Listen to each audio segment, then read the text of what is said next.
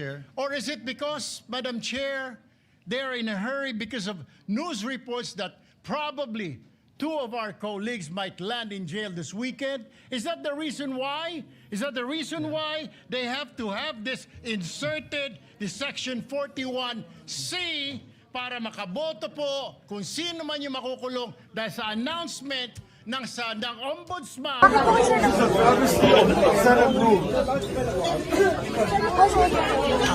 Ng Ombudsman na may lalabas sa puwang this inserted the Section 41C para makaboto po kung sino man yung makukulong dahil sa announcement ng Ombudsman na may lalabas sa puwang warrant ng ilan sa mga kasama natin, Madam President. That is my question, Madam Madam President. Chair, the gentleman is out of order because his question sa mamadali, bakit, can be discussed in the actual motion. Can be discussed after the motion whether we should take it out. We take offense that bibigyan niya ng ganyang kulay. It's just like us saying, are you afraid if we have the hearing on the Blue Ribbon on flood control, mababanggit ka rin? You do not make that kind of statements here in the Senate because you assume good faith from everyone. That rule hindi minadali. May 11 pa ho yun. So, Madam Chair, I move that we divide the House. Sir, bakit po nag-walk out, sir? Sir, bakit? Bakit po nag-walk out? Pinubulan na tayo eh. Pinagpipilitan nila, naisip-isip na siguro nila dahil lumabas sa media na ilalabas na warrant of arrest para makaboto yung mga yun na makukulong kung sino man yun, para makaboto sila kung nakakulong man sila. Kasi common sense, hindi naman tayo tanga, journalist tayo, di ba? Yes. Common sense. Yes, sir. BS. O ano-ano mga rules. Yes, sir. Sir, sir, paano po yun? Paano yun, sir? Paano yun, sir? Ano hindi na magkaroon ng botohan? We just woke up. No, because we will not be part of this. It's a travesty of our rules, of the Senate rules. Hindi kami papayag sa mga Niloloko tayo. Anong na pwedeng magbotohan, sir? Hindi sila pwedeng magbasa ng motion ngayon, sir. Sir, hindi sila pwedeng magbotohan. Sir, paano ba yun? violation of the rules. Because they are disobeying our rules.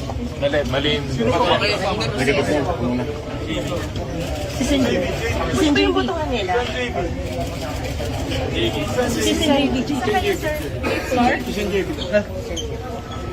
Sir, kayo ngayon. Sir, paano yun? Hindi pwede magbotohan kasi wala silang quorum. Walang quorum. We have no quorum.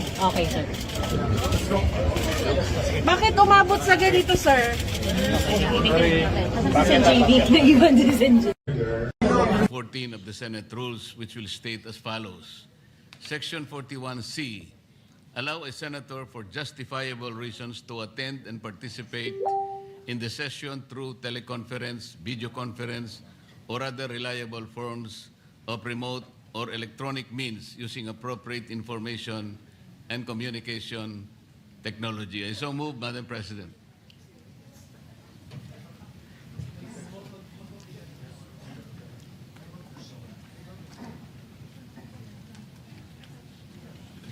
We take note of the motion of Senator Rodante Marcoleta.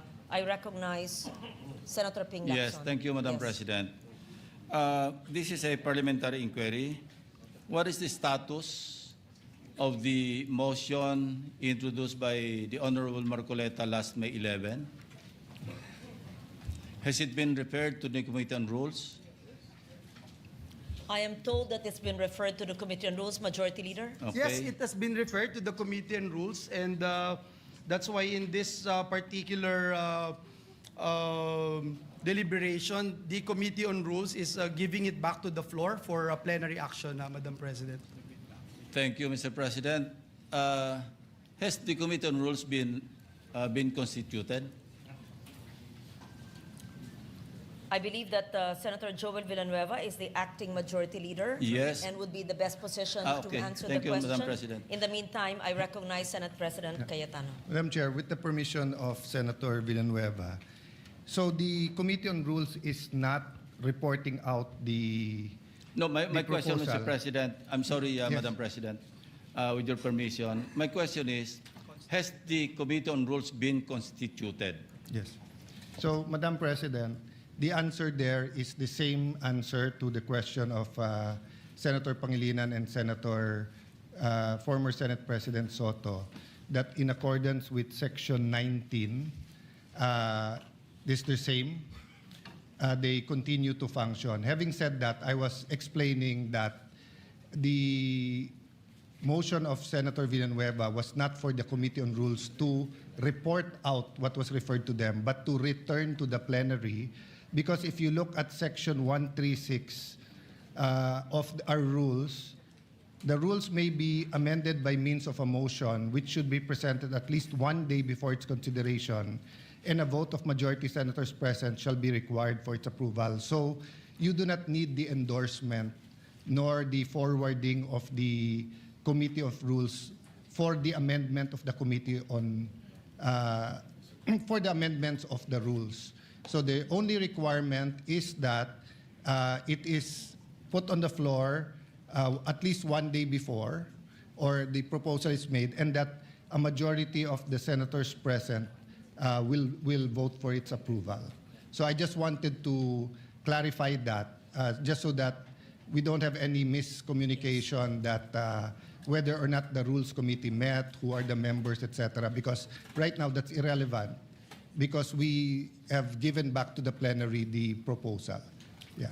Very clear. Thank you, Senate Madam President. President, Senator Lacson's does recommendation. it mean that we are now disregarding the committees of the Senate?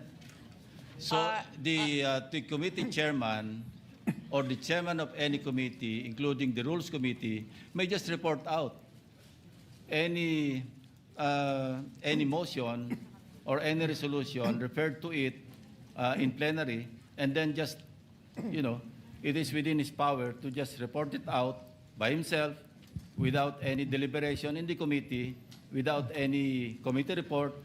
Is that the new rule now, Mr. President, Madam It President? is Madam clearly... There's no new rule. I read the rule.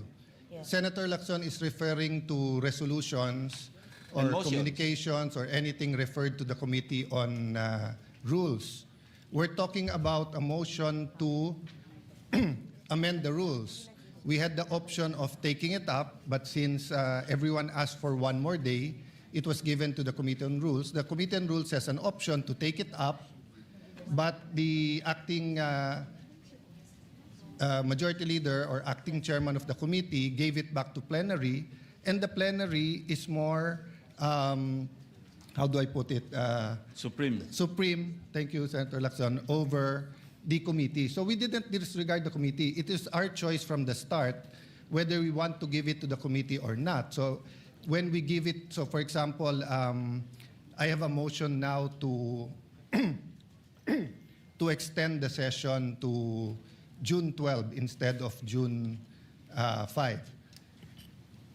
That can be given to the Committee on Rules, or upon coordination with the House, the plenary can decide it directly, or we can give it to the Committee on Rules, and after he talks to the House of Representatives, he can even report it out, or he can easily, legally, morally, just say that I am tossing it back to the plenary, which is what's happening today. So Thank it's you, not a Madam new rule. President. That is assuming that there was no referral.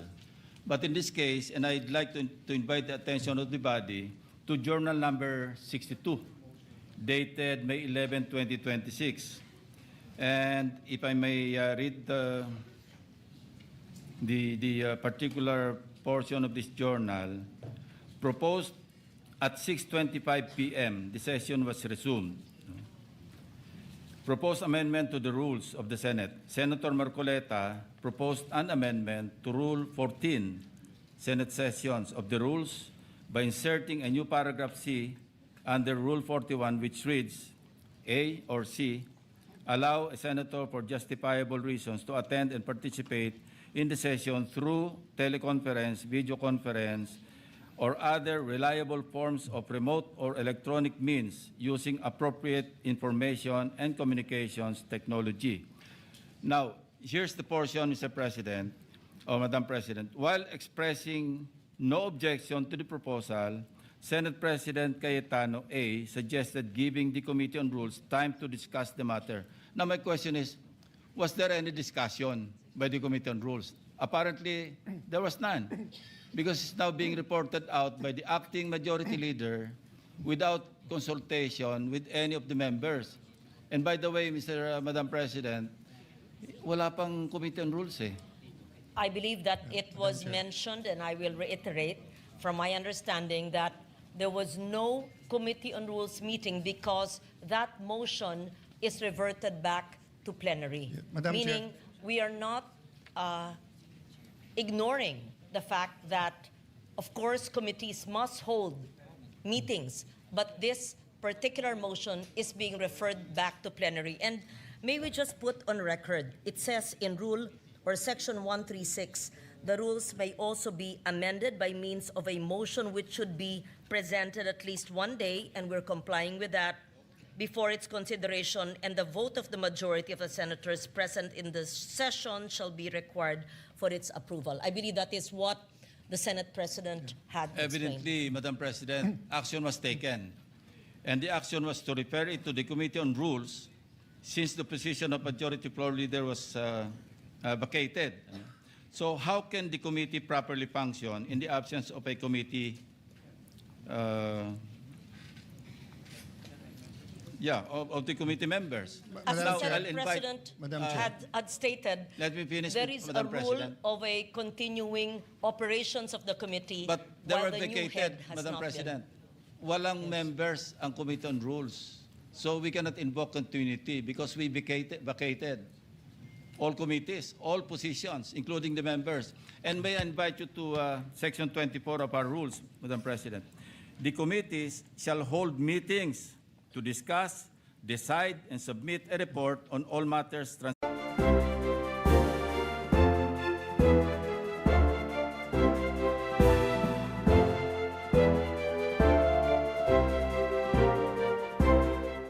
report, Mr. President, or Madam President. Madam President. So we're violating our own rules.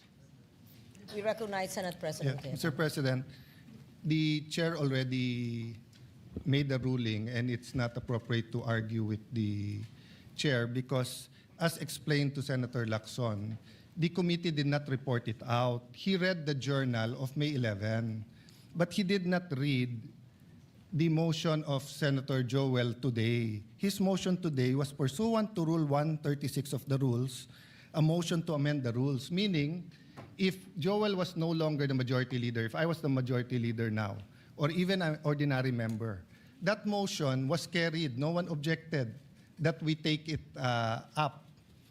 Because, Madam Chair, we're bringing it back to plenary. So natural po, walang discussion sa Committee on Rules. Kasi wala naman po sa rules natin na kailangan i-discuss sa Committee on Rules. We did that on May 11 so that everyone will have an opportunity to study the rule. It's a very simple amendment. So we should go to the discussion of the amendment if anyone is objecting to the amendment. But definitely, the right to propose an amendment is a right guaranteed by our rules. Senator Marcoleta has an amendment. We should go to discussing the merits or demerits of having that rule. You already ruled that it is proper for the plenary to take it up. So may I request or move that we, if there are any objection, we discuss their objection. I'm objecting. That's the effect of my manifestation, Madam President. I'm objecting because I'm invoking Section 24 of our rules. And as I read into the records, the journal of May 11, 2026, na-refer po ito sa Committee on Rules. And there was no discussion. Action was taken actually by this body. Then, Madam Chair, if there's an objection, may I move that we divide the House? It's a objection. Point of order, Madam President. On that issue, not on the issue of whether or not the rule is good. Your issue is whether or not it's proper to take it up on the floor. The position of the majority is that there's no rule being violated. So we will vote. The presiding officer has already ruled but the gentleman continues to object, so we have to vote on it. Mr. President, We're not objection. voting on the amendment yet. Objection. We're voting on whether the Yes. amendment is proper or not. Yes, interjection, Madam President. Yes, Minority Leader, Senator Soto. We will have to support that resolution or thinking of Senator Lacson, which is we did not constitute the Committee on Rules. So what are we discussing right now? I suggest that we constitute the Committee on Rules and discuss it there. How do I know this? Ako minority leader hindi ako member ng rules. Ex officio Tumawag ba? Hindi. Ano to? Binabraso? Point of order, Madam Chairman. Where in the rules does it say that an amendment has to pass the Committee on Rules? Section 24, Madam President. Anong sabi po sa Section 24? The Section- committee shall hold meetings to discuss, decide, and submit a report on all matters transmitted to them. Madam And this- Chairman, that's thank not you. the rule. The rule Yes. is 136. 136. Can you So- please, for the third time, may we request the Senate President to read into the record The rules Rule may be amended 136. by means of a motion which would be presented at least one day before its consideration, and the vote of the majority of the senators present in the session hall shall be required for its approval. So I respect their objection. But how do we determine objections in this Senate? We vote. So if there is an objection, they have already explained their position. We have explained our position. I move that we divide the House, Madam Chair. May I, Mr. President? We are several members of the minority here, and only Senator Lacson has spoken. Why are we railroading this process, Mr. President? Madam I have a Chair. number of issues that I'd like to raise regarding this motion, Mr. President. They are citing Section 136, assuming, for the sake of argument, that their position is correct. The second paragraph, Mr. President, says the rules may also be amended by means of a motion, which should be presented at least one day before its consideration. We submit, Mr. President, that the earlier motion that was entered or was referred to the Committee on Rules. This is a new motion, Mr. President. correct. And therefore, we have to take consideration of the one-day requirement before we can act on it, Mr. President. And that should be, if not tomorrow, because we don't have any session tomorrow, that should be on Monday, Mr. President. Madam Again, let me reiterate. The rules may also be amended by means of a motion, which should be presented at least one day before its consideration. We submit that the motion that was mentioned last May 11 was referred Yes. to the Committee on Rules. Yeah. This is a new motion, Mr. President, that is being presented on the floor, which requires that it be presented one day before it is considered. And therefore, we have to consider this motion on Monday, Mr. President. Madam As President. explained by the acting majority leader, the motion of Senator Marcoleta has been brought to the plenary, and Referred. both the majority and the minority had mentioned Rule Section 136, and it says that the vote of the majority of the senators present in session shall be required for the Madam approval. President. I believe that this rule has been mentioned more than 5 times. Madam President, I may- believe also that the interpretation of the rule is different. So I take note of the manifestation of Senator Pangilinan. May, Mr. President, if I may just continue, Mr. President. All in previous...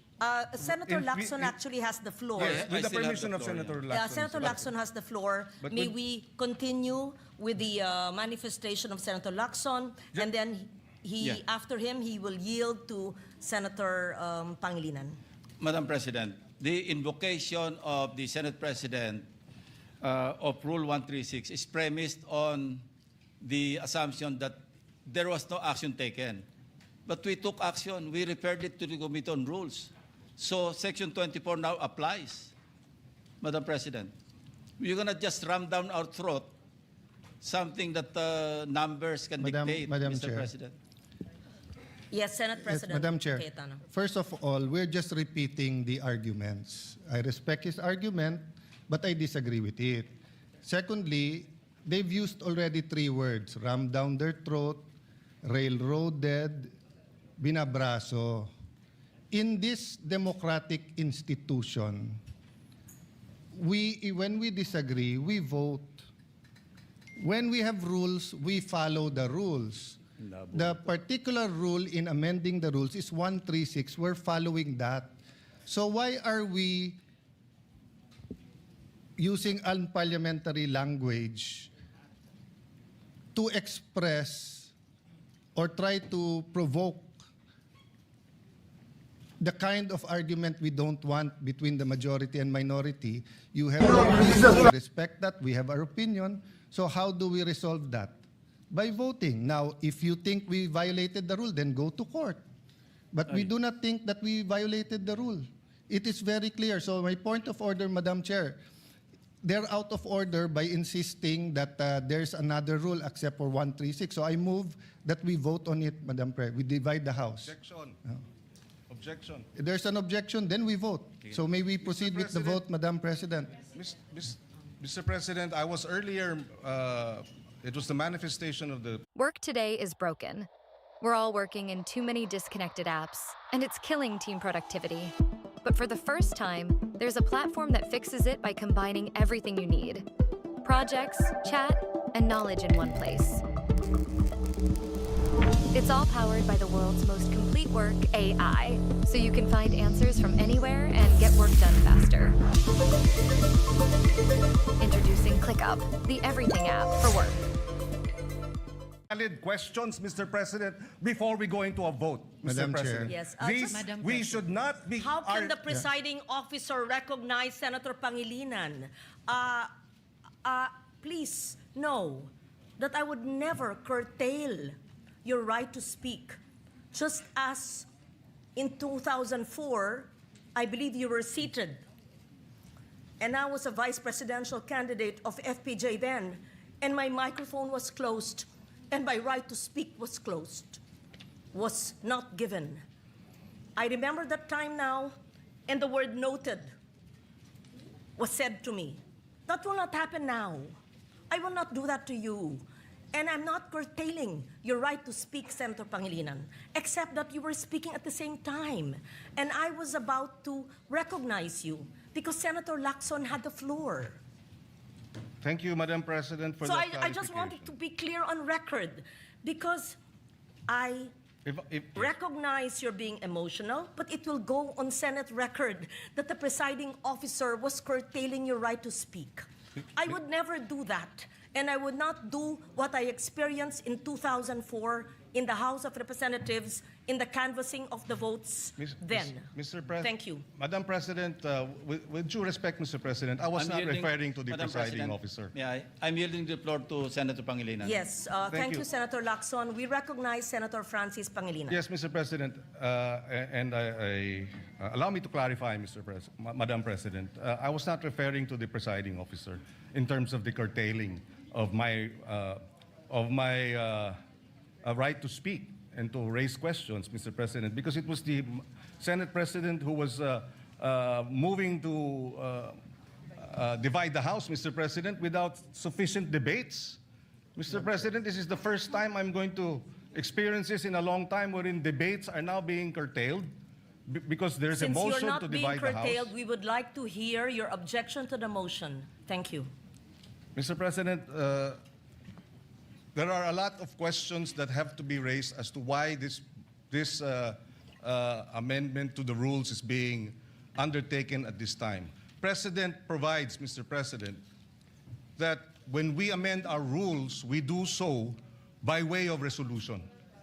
We do not have that resolution now. In fact, Mr. President, a total 48 amendments of our rules all went through resolutions. This is the first time after 48 amendments, Mr. President, that we do not have a resolution so that we can Point vote of order, Madam Chair. and amend the rules properly, Mr. President. Point of order.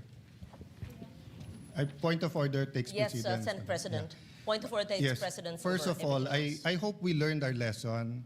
Senator Pangilinan already apologized to Senator Padilla, then now you're shouting at us. No? No, the record will show, nakatape naman eh. Ang taas-taas ng boses nyo eh. Di ba? You were shouting at kaya nga hindi magkarinigan. Now, what's my point of order? We are not discussing the merits yet of the amendment. No one's curtailing your rights because wala pa tayo dun eh. Ang pinagbobotohan natin ngayon, kung pwedeng i-take up sa floor o hindi. Yun ang itinatake up natin. And the arguments have already been laid out. And Senator Pangilinan and I were together in 2009 where we had debates here where Senator Enrile did not even allow amendments. And then we voted. It depends on every issue, Madam Chair. There's no specific rule of the amount of time. I was asking the gentleman about certain issues in one resolution. He refused nga for further interpellation and said it's time to vote. They were the majority. So, Madam Chair, we're here. We're willing. Senator Marcoleta is ready to take questions. Ang pinagbobotohan lang po natin ngayon, simple lang. Whether or not we can take, whether or not the proposal to amend the rules is in order. Yung pa lang ho. Yung specific amendment, sino magbe-benefit, paano magbe-benefit, etc. We support the right of Senator Pangilinan to ask questions, pero wala pa tayo dun eh. So, again, may I raise the previous question, Madam Chair, the point of order, the parliamentary reason. Go ahead. Be given the right Madam to speak. I am the President, movant kanina pa po here. ako nakatayo dito at I need to nagtataas ng speak kamay. because I am the movant. Senator Madam Redante President. Marcoleta. Thank you, Madam And then we President. hear Senator Risa Ontiveros. Thank you, and Madam Senator President. Problema Erwin natin, Tulfo. Madam President. Yes, The proceed. Senate President invoked Section 136, Paragraph 2. Kung babasahin po natin ito, Madam President, napakasimple lang. Ito pong Section 136, Paragraph 2, is a special provision in precisely amending our rules. In Section 24 po, this is a general rule. Kung mapapansin po ninyo, it presupposes that it will take up all the bills referred to that committee. General po yung function niya. 136, second paragraph, is a special provision. Sa principle po ng batas, yun pong special provision takes precedence over a general provision. Yun lang po, basahin po ninyo. Hindi nga po, it will not even take one day because this is not a new motion. Kung mapapansin nyo, ni-reiterate ko lang po ito eh. It was already moved last May 11 pa po. So that is even more than one day. So who is talking about one day here? Ang pinag-uusapan po natin, unless we respect Section 136, ang linaw-linaw po, it talks about the rules may also be amended. Diretso po ito eh.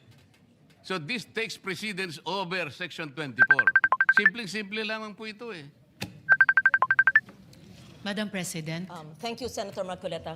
We recognize Senator Risa Ontiveros. Salamat, Madam President. Meron din po akong substantive na interpellation sa motion ngayong araw na nire-raise o itatalakayin ni Senator Marcoleta yung text na pinamudmod ni Senate President sa atin ngayong hapon. Pero una, gusto ko pong segundahan yung sinabi ni Senator Pangilinan. Bagong motion ito, Madam President. Bakit po?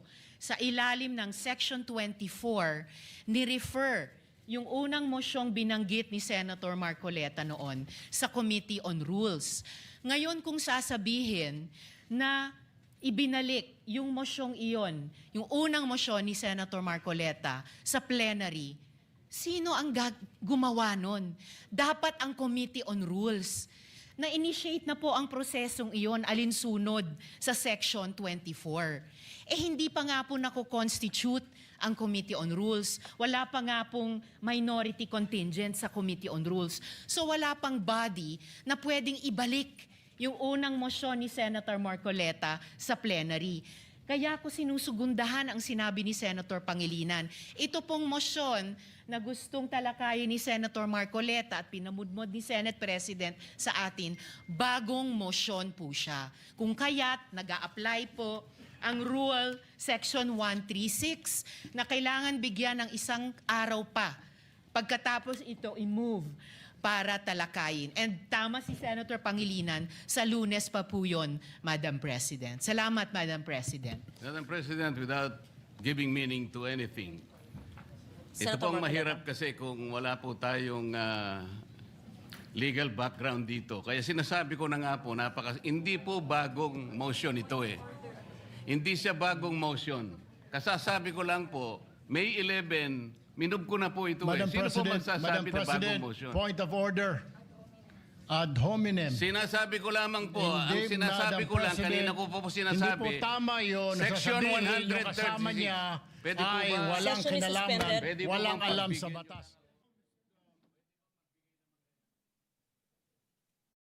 To tackle this motion, this allowing a senator for justifiable reasons to attend and participate in the session through teleconference, whereas in Rule 14, Section 41, under B, it says convene and hold a session through teleconference, video conference, or other reliable forms of remote or electronic means using appropriate informations and communications technology system due to force majeure, Madam President, or the occurrence of a national emergency.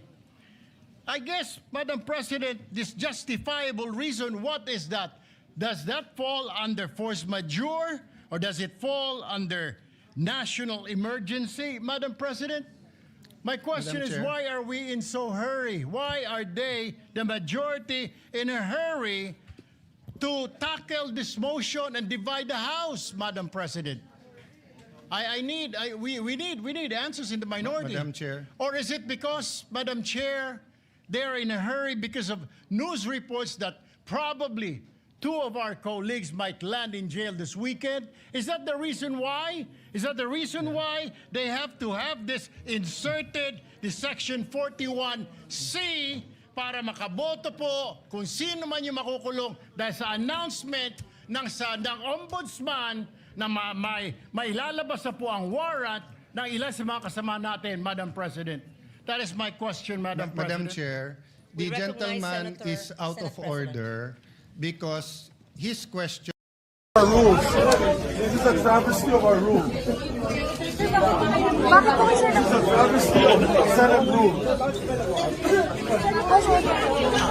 Nang sa Ombudsman na may lalabas na po ang warrant this inserted the Section 41C para makaboto po kung sino man yung makukulong dahil sa announcement ng sa Ombudsman na may lalabas na po ang warrant ng ilan sa mga kasama natin, Madam President. That is my question, Madam Madam President. Chair, the gentleman is out of order because his question sa mamadali, bakit, can be discussed in the actual motion. Can be discussed after the motion whether we should take it. Level up your experience with Bet88 Sports. Enjoy competitive odds and lots of free bets. Bet88, all your favorite sports, all in one place. Bet88, your ultimate playground. Here in the Senate because you assume good faith from everyone. That rule hindi minadili. May 11 pa ho yun. So Madam Chair, I move that we divide the House. Sir, bakit po nag-walk out, sir? Sir, bakit? Ba't po nag-walk out? Pinubulan na tayo eh. Pinagpipilitan nila, naisip-isip na siguro nila dahil lumabas sa media na ilalabas na warrant of arrest o para makaboto yung mga yun na makukulong kung sino man yun, para makaboto sila kung nakakulong man sila. Kasi common sense, hindi naman tayo tanga, journalist tayo, di ba? Yes. Common sense. Yes, sir. BS o ano mga rules.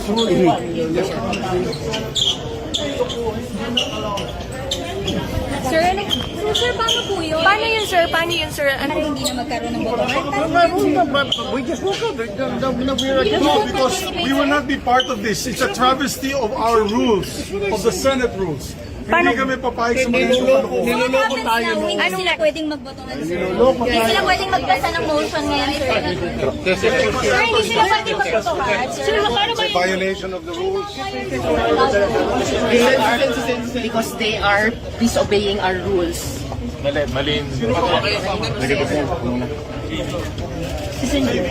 Sino yung botohan nila?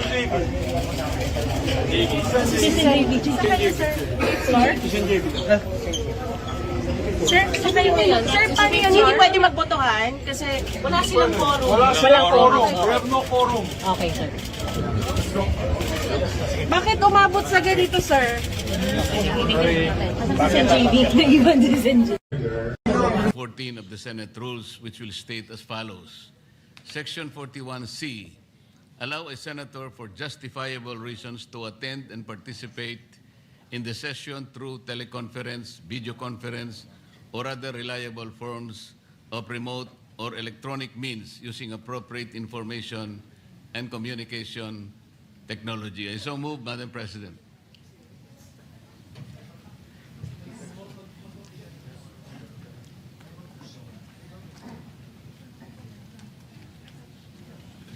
We take note of the motion of Senator Rodante Marcoleta. I recognize Senator Ping Lacson. Yes, thank you, Madam Yes. President. This is a parliamentary inquiry.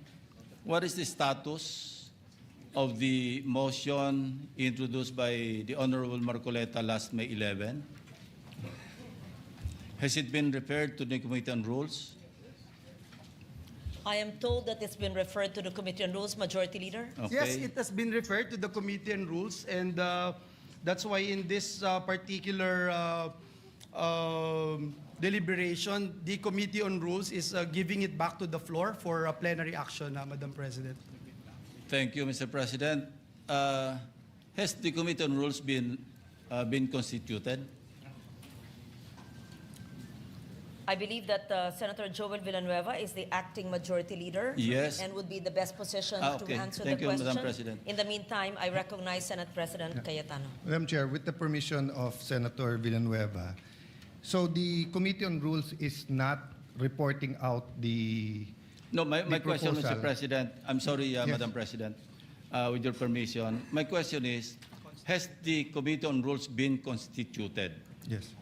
So, Madam President, the answer there is the same answer to the question of Senator Pangilinan and former Senate President Soto, that in accordance with Section 19, this is the same. They continue to function. Having said that, I was explaining that the motion of Senator Villanueva was not for the Committee on Rules to report out what was referred to them, but to return to the plenary. Because if you look at Section 136 of our rules, the rules may be amended by means of a motion, which should be presented at least one day before its consideration, and a vote of majority senators present shall be. Rules.